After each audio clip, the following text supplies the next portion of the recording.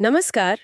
आज हम एक ऐसे विषय पर गहराई से बात करने वाले हैं जो सरकारी नौकरी में पारदर्शिता और निष्पक्षता की, आप कह सकती हैं, नींव रखता है। नमस्कार। यानी विभागीय जांच की प्रक्रिया।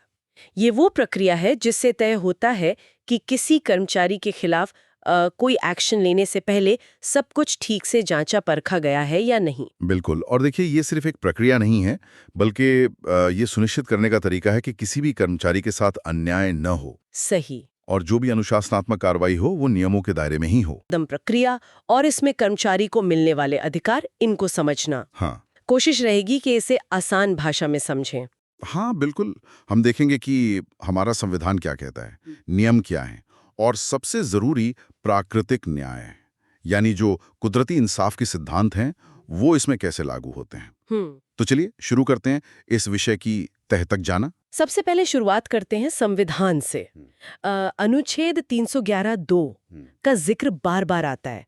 ये इतना खास क्यों है? देखिए, ये अनुच्छेद जो है वो सरकारी कर्मचारियों के लिए एक तरह का सुरक्षा कवच है। अच्छा। इसकी दो मुख्य बातें हैं।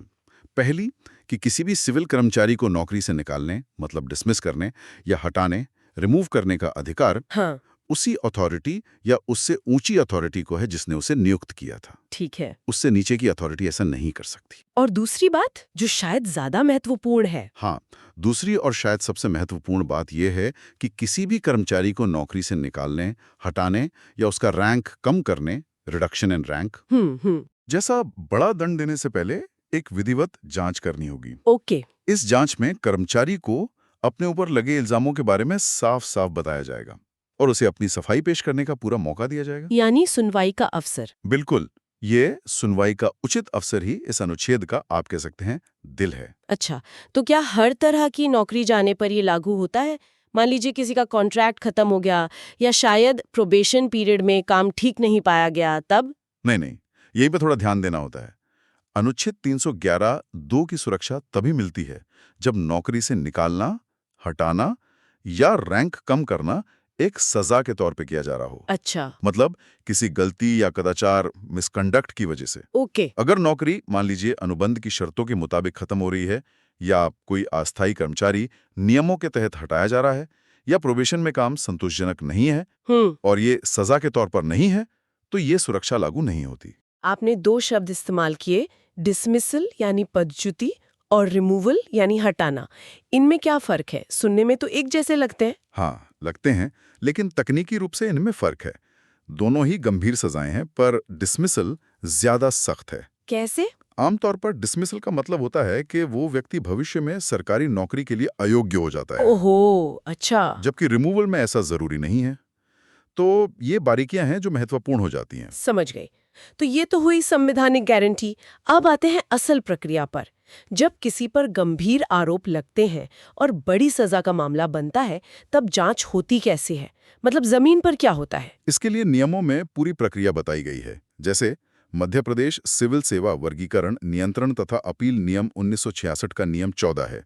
जब पदच्युति, निष्कासन या रैंक में कमी जैसे बड़े दंड प्रस्तावित हों, तो एक विस्तृत जांच होती है। इस विस्तृत जांच के मुख्य कदम क्या होते हैं? मतलब क्या क्या होता है इसमें? सबसे पहला कदम है आरोप पत्र, यानी चार्जशीट जारी करना। चार्जशीट। हाँ, इसमें कर्मचारी पर लगे आरोपों को बिल्कुल साफ शब्दों में लिखा जाता है। साथ ही उन आरोपों के समर्थन में क्या तथ्य हैं, मतलब स्टेटमेंट ऑफ इम्प्यूटेशंस, कौन से दस्तावेज सबूत के तौर पर देखे जाएंगे और कौन गवाह होंगे, इनकी लिस्ट भी दी जाती है। अच्छा। मकसद यह है कि कर्मचारी को ठीक ठीक पता चले कि उसे अपना बचाव किस बात पर करना है। तो चार्जशीट मिलने के बाद कर्मचारी को अपनी बात कहने का मौका मिलता होगा? बिल्कुल बिल्कुल। कर्मचारी को लिखित में अपना बचाव पक्ष, यानी रिटन स्टेटमेंट ऑफ डिफेंस, रखने का समय दिया जाता है। वो चाहे तो व्यक्तिगत सुनवाई की मांग भी कर सकता है। ये बचाव के अवसर का एक अहम हिस्सा है। और ये जांचकर्ता कौन है? क्या वही अफसर जिसने आरोप लगाए हैं? नहीं नहीं, निष्पक्षता बनाए रखना बहुत जरूरी है। तो अनुशासनात्मक प्राधिकारी, डिसिप्लिनरी अथॉरिटी, या तो खुद जांच कर सकता है, हाँ। या ज्यादातर मामलों में एक अलग जांच प्राधिकारी, मतलब इंक्वायरिंग अथॉरिटी, नियुक्त किया जाता है। ओके। कई बार विभाग का पक्ष रखने के लिए एक प्रेजेंटिंग ऑफिसर भी होता है, जो केस को विभाग की तरफ से पेश करता है। इस जांच में गवाहों और सबूतों का क्या रोल रहता है? जांच के दौरान गवाहों को बुलाया जाता है उनसे सवाल जवाब होते हैं, और जो आरोपी कर्मचारी है या उसकी मदद कर रहा व्यक्ति, हाँ, उसे इन गवाहों से जिरह मतलब क्रॉस एग्जामिनेशन करने का पूरा अधिकार होता है। ये बहुत जरूरी है ताकि गवाही की सच्चाई परखी जा सके। ये तो काफी विस्तृत प्रक्रिया लगती है, खासकर गंभीर मामलों के लिए। लेकिन अगर मामला छोटा हो, जैसे किसी को सिर्फ चेतावनी देनी हो, मतलब सेंसर, या 1-2 साल के लिए इंक्रीमेंट रोकना हो, तभी यही सब होता है? नहीं, तब नहीं। छोटे दंडों के लिए प्रक्रिया थोड़ी सरल रखी गई है। अच्छा। इसके लिए नियम 16 है। इसमें आमतौर पर कर्मचारी को प्रस्तावित सजा और उसके कारणों की जानकारी दी जाती है और उसे अपना पक्ष रखने का मौका दिया जाता है। तो इसमें लंबी चौड़ी जांच नहीं होती? सामान्यतः नहीं। नियम 14 जैसी लंबी चौड़ी जांच, गवाहों की पेशी, जिरह वगैरह सामान्यतः नहीं होती। लेकिन क्या कभी ऐसा हो सकता है कि मामला छोटे दंड का हो, पर जांच बड़ी वाली करनी पड़ जाए? हाँ, ऐसा हो सकता है। अगर अनुशासनात्मक प्राधिकारी को लगता है कि मामले की तह तक जाना जरूरी है, या फिर प्रस्तावित छोटे दंड का असर कर्मचारी की पेंशन या भविष्य की वेतन वृद्धि पर पड़ सकता है, तो वो नियम 16 के मामले में भी नियम 14 वाली विस्तृत जांच का आदेश दे सकता है। अच्छा। नियमों की बात तो ठीक है, लेकिन आपने शुरू में प्राकृतिक न्याय, प्रिंसिपल्स ऑफ नेचुरल जस्टिस का जिक्र किया था। जब नियम इतने साफ हैं, तो फिर इन सिद्धांतों की क्या जरूरत पड़ती है? ये बहुत अच्छा सवाल है। देखिए, नियम जो हैं वो प्रक्रिया का ढांचा बनाते हैं, एक फ्रेमवर्क देते हैं। हाँ। लेकिन प्राकृतिक न्याय के सिद्धांत उस ढांचे में जान डालते हैं। ये वो बुनियादी उसूल हैं जो सुनिश्चित करते हैं कि प्रक्रिया सिर्फ नाम के लिए न हो, बल्कि वास्तव में निष्पक्ष हो। मतलब फेयर प्ले? बिल्कुल, फेयर प्ले। ये किसी भी ऐसी कार्रवाई का आधार है जहां किसी के अधिकारों पर असर पड़ सकता है, जिसे हम अर्ध न्यायिक क्वाज़ी जुडिशियल प्रक्रिया कहते हैं। तो ये सिद्धांत हैं क्या? क्या मतलब है इनका आम भाषा में? आप सोचिए, अगर आप पर कोई इल्जाम लगे तो आप क्या चाहेंगी? पहला, आपको साफ साफ पता हो कि इल्जाम क्या है ना? गोलमोल बातें ना हो। हाँ, बिल्कुल। यही पहला सिद्धांत है। आरोप स्पष्ट और विशिष्ट होने चाहिए। दूसरा, आपको अपनी बात कहने, अपना बचाव करने का पूरा मौका मिलना चाहिए। इसी में गवाहों से जिरह करने का अधिकार भी शामिल है। तीसरा, जिन दस्तावेजों के आधार पर आपके खिलाफ फैसला हो सकता है, उन्हें देखने का आपको अधिकार मिलना चाहिए, या कम से कम उनकी कॉपी मिलनी चाहिए। अच्छा, जांच करने वाले अधिकारी के बारे में भी कोई सिद्धांत है? मतलब वो निष्पक्ष हो? हाँ, एक बहुत ही बुनियादी सिद्धांत है। कोई भी व्यक्ति अपने ही मामले में जज नहीं बन सकता। No one should be a जज इन हिज ओन कॉज। सही। इसका सीधा मतलब है कि जांच अधिकारी या फैसला लेने वाला अधिकारी निष्पक्ष होना चाहिए। उसका उस मामले से कोई लेना देना या कोई पूर्वाग्रह, कोई बायस नहीं होना चाहिए। अगर ऐसा पाया जाता है कि अधिकारी पक्षपाती था, तो पूरी कार्रवाई रद्द हो सकती है। एक बात और, कई बार फॉर्मल जांच से पहले एक शुरुआती जांच होती है, जिसे प्रिलिमिनरी इंक्वायरी कहते हैं। क्या उसकी रिपोर्ट भी कर्मचारी को देना जरूरी है? आमतौर पर नहीं। प्रारंभिक जांच की रिपोर्ट देना तब तक जरूरी नहीं है जब तक चार्जशीट में उसका सीधा हवाला न दिया गया हो या उस पर निर्भरता न दिखाई गई हो। लेकिन अगर प्रारंभिक जांच में किसी गवाह का बयान लिया गया था और उसी गवाह को विभागीय जांच में पेश किया जा रहा है, तो उसका वो पुराना बयान बचाव पक्ष को जरूर दिया जाना चाहिए। अच्छा, ये जरूरी है। हाँ, ये जरूरी है। चलिए, अब सबूतों पर आते हैं। ये बहुत महत्वपूर्ण हिस्सा लगता है। विभागीय जांच में किस तरह के सबूत माने जाते हैं, और क्या सबूतों का स्तर उतना ही सख्त होता है जैसा क्रिमिनल केस में होता है, कि शक की कोई गुंजाइश न रहे? नहीं, और ये एक बुनियादी फर्क है जिसे समझना बहुत जरूरी है। विभागीय जांच में सबूत का मानक संभावनाओं की प्रबलता होता है, प्रोपोंडेरेंस ऑफ प्रोबेबिलिटी। संभावनाओं की प्रबलता मतलब? इसका मतलब है कि जांच अधिकारी को यह देखना होता है कि क्या उपलब्ध सबूतों के आधार पर यह ज्यादा संभावित लगता है कि आरोप सही है, बजाय इसके कि वो गलत है। आप कह सकते हैं 51% संभावना भी काफी हो सकती है। अच्छा। जबकि फौजदारी यानी क्रिमिनल मामलों में संदेह से परे प्रमाण, प्रूफ बियॉन्ड रीजनेबल डाउट चाहिए होता है, जो कि एक बहुत ऊंचा स्तर है। तो इसका मतलब है कि विभागीय जांच में किसी को दोषी ठहराना तुलनात्मक रूप से आसान है। कह सकते हैं कि सबूत का बोझ थोड़ा कम है, क्योंकि इसका उद्देश्य सजा देना कम और प्रशासनिक अनुशासन बनाए रखना ज्यादा है। हाँ, उद्देश्य अलग है। बिल्कुल, उद्देश्य अलग है, इसलिए मानक भी अलग है। यहाँ मौखिक गवाही, दस्तावेजी सबूत, ये सब चलते हैं। स्रोत बताते हैं कि टेप रिकॉर्डिंग जैसे सबूत भी कुछ शर्तों के साथ माने जा सकते हैं, क्या शर्तें? जैसे आवाज पहचानी जा सके, रिकॉर्डिंग में छेड़छाड़ ना हुई हो, इस तरह की बातें। और सुनी सुनाई बातों का क्या? हियरसे एविडेंस या परिस्थितिजन्य साक्ष्य, मतलब सर्कमस्टेंशियल एविडेंस? सुनी सुनाई बातों पर आमतौर पे भरोसा नहीं किया जाता क्योंकि वो भरोसेमंद नहीं होती। हम्म। लेकिन परिस्थितिजन्य साक्ष्य यानी ऐसे सबूत जो सीधे अपराध साबित नहीं करते पर हालात उस तरफ इशारा करते हैं, वो काफी महत्वपूर्ण हो सकते हैं, खासकर जब सीधे सबूत ना हो। ठीक है। लेकिन सिर्फ शक या अनुमान के आधार पर फैसला नहीं होना चाहिए। दस्तावेजों के मामले में उनकी असलियत, उनकी जेन्युइननेस साबित करना जरूरी होता है। रिश्वत जैसे मामलों में तो सबूत मिलना बहुत मुश्किल होता है, वहां क्या देखा जाता है? हाँ, ऐसे मामलों में खास सावधानी बरतने की जरूरत होती है कि सिर्फ शक के आधार पर किसी को रिश्वत लेने का दोषी नहीं ठहराया जा सकता। अच्छा। ठोस सबूत चाहिए, जैसे किसी भरोसेमंद गवाह की गवाही, जिसने मांग सुनी हो या पैसे लेते देखा हो। सिर्फ अनुमान लगाना काफी नहीं है। एक और अहम सवाल, क्या जांच के दौरान कर्मचारी अपने बचाव के लिए वकील की मदद ले सकता है? देखिए, नियमों के अनुसार सामान्य परिस्थिति में कर्मचारी को वकील रखने की इजाजत नहीं होती। नहीं होती? नहीं। नेम 14(8) कहता है कि वो अपनी मदद के लिए किसी दूसरे सरकारी कर्मचारी को चुन सकता है, चाहे वो सेवारत हो या रिटायर। तो वकील की मदद कभी नहीं मिल सकते? मिल सकती है, पर खास हालात में।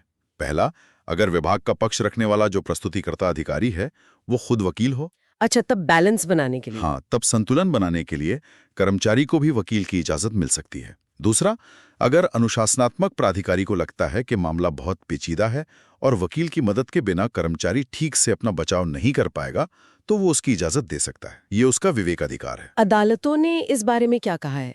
क्या वो इस विवेकाधिकार को सही मानती हैं? अदालतों का रुख काफी हद तक कर्मचारी के पक्ष में रहा है। कई फैसलों में ये कहा गया है कि अगर विभाग की तरफ से कोई कानूनी विशेषज्ञ, कोई लॉ ऑफिसर या वकील केस लड़ रहा है, हाँ। तो कर्मचारी को भी ये सुविधा ना देना प्राकृतिक न्याय के खिलाफ होगा।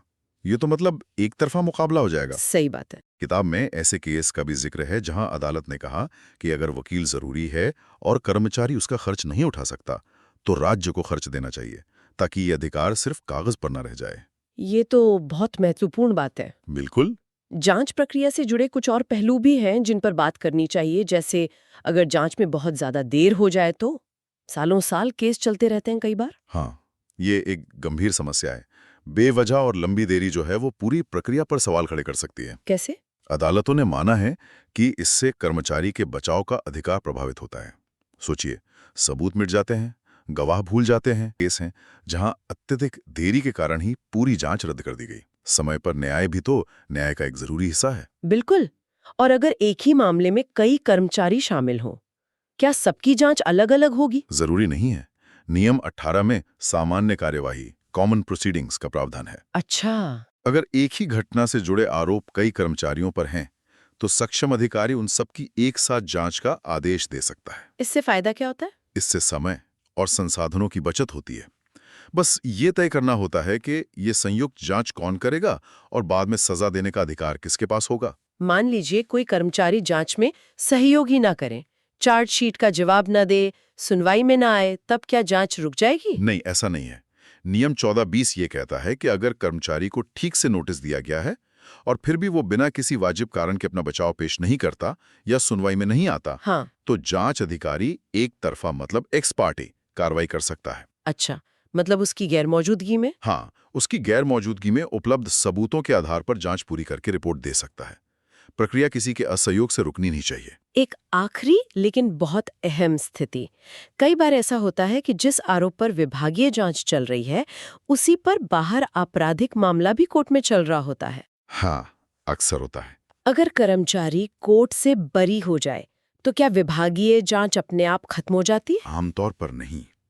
यह समझना जरूरी है कि दोनों कार्यवाहियों का मकसद और सबूत का स्टैंडर्ड अलग है। जो हमने पहले बात की थी। हाँ, बिल्कुल। जैसे हमने पहले बात की, क्रिमिनल कोर्ट को संदेह से परे सबूत चाहिए, जबकि विभागीय जांच संभावनाओं की प्रबलता पर चलती है। तो हो सकता है कि क्रिमिनल कोर्ट में सबूत काफी ना हो, पर विभागीय जांच के लिए वो काफी हो। तो कोर्ट से बरी होने का कोई मतलब ही नहीं है इस जांच के लिए? नहीं, ऐसा भी नहीं है।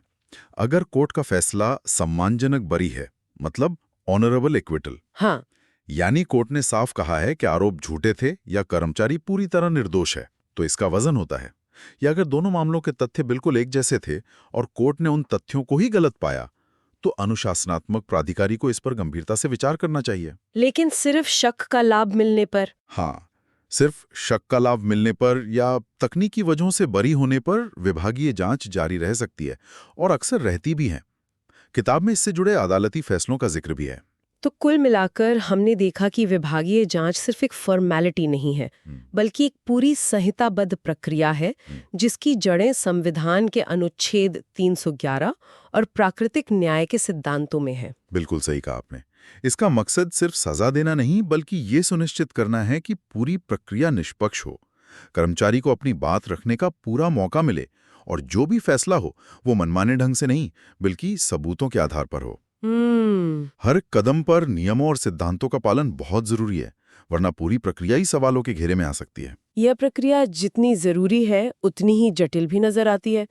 नियमों, उपनियमों, अदालती फैसलों का एक पूरा ताना बाना है। हाँ, है तो। और यहीं से एक सवाल मन में आता है जिस पर शायद सोचने की जरूरत है। क्या सवाल?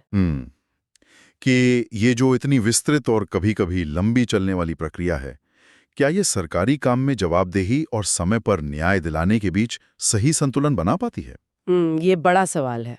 कहीं ऐसा तो नहीं कि प्रक्रिया की जटिलता ही न्याय में देरी का कारण बन जाती है और उसका असल मकसद पीछे रह जाता है? या फिर निष्पक्षता सुनिश्चित करने के लिए ये जटिलता अनिवार्य है? वाकई ये सोचने वाली बात है कि इस संतुलन को कैसे बेहतर बनाया जा सकता है। इसी विचार के साथ आज की हमारी ये बातचीत यहीं समाप्त होती है। बिल्कुल। अगली बार फिर हाजिर होंगे एक नए विषय और उससे जुड़े स्रोतों के विश्लेषण